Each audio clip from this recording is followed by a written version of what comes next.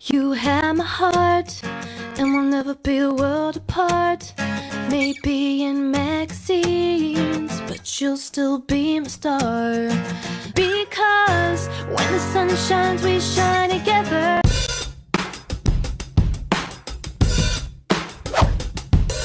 Hey guys, it's Adrian Zaw coming to you guys live for another segment of 13 Minutes Magazine, and I'm here today with Marie Digby. Hi everybody. Hi 13 minutes. So can you tell me about yourself, in your own words? My mom's Japanese and my dad's Irish American. But my dad acts a lot more Asian than my mom. How so? Tell me how Asian My people mom, act. my mom's always the one who's like, she's always pushing me to sort of push the envelope. Why don't you get a tattoo? Or, she's always... What? Yeah, and when I wanted to drop out of college, she was the one going, you know what, go for your dream. And my dad was the one who was like, no. At the core of it, I'm a music lover. How are you taking all this newfound, publicity and fame? 4 million people views. I mean, do people spot you on the street and they're like, hey, aren't you Marie Digby from YouTube? And you're like, you're Sexy Bunny 22? Or how's that?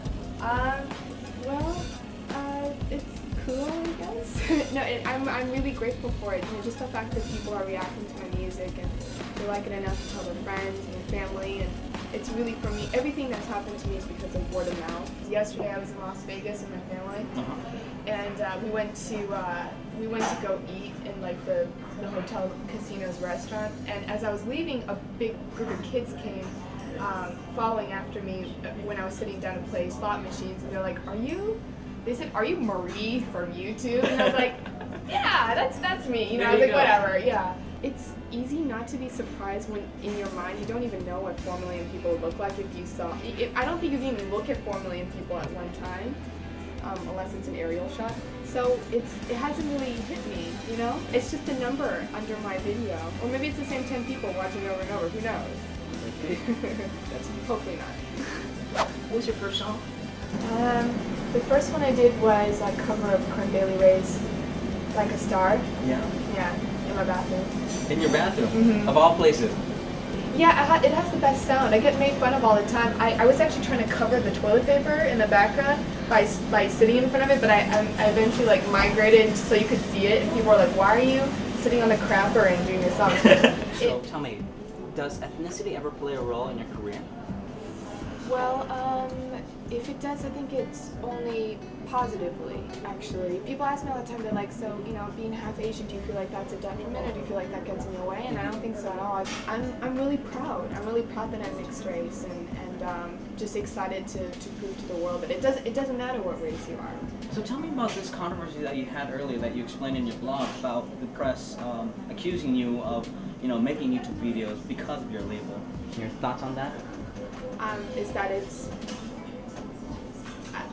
bad words. Yeah, I was hurt originally because I felt like it was a personal attack on me, but I think that that's not the case, and it's something I did on my own, and I'm an example of a person who did have a company behind me with lots of money and all this great stuff, but they weren't using that on me. You always have to take that responsibility as an artist to get your music out there, and I was playing every week, and if I was lucky, 30 or 40 people would show up to those shows, and I'd have to beg them. Wow. I mean, I even got my eye doctor to come to shows, the pool cleaner, anyone. Tell me about your new album.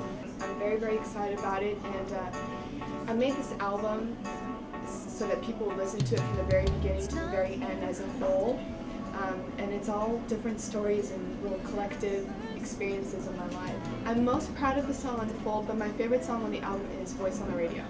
What makes it so exciting is that I don't know. I don't know how I'm going to change as an artist. I know that I want to evolve, and I know I want to grow as a musician, but I don't know where that's going to take me. I don't know if I'm going to go down a crazy route and do more of a Bjork thing, or if I want to get even simpler and just stay super, super acoustic, or if I want to be a little bit rockier. I want to experiment with it all, so I don't know what's going to happen in the second record, but it should be exciting to find out. Alright guys, well that's it for today's segment from far corners of the World Wide Web.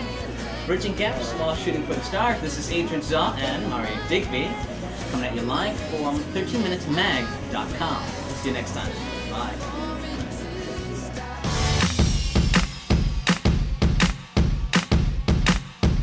And go.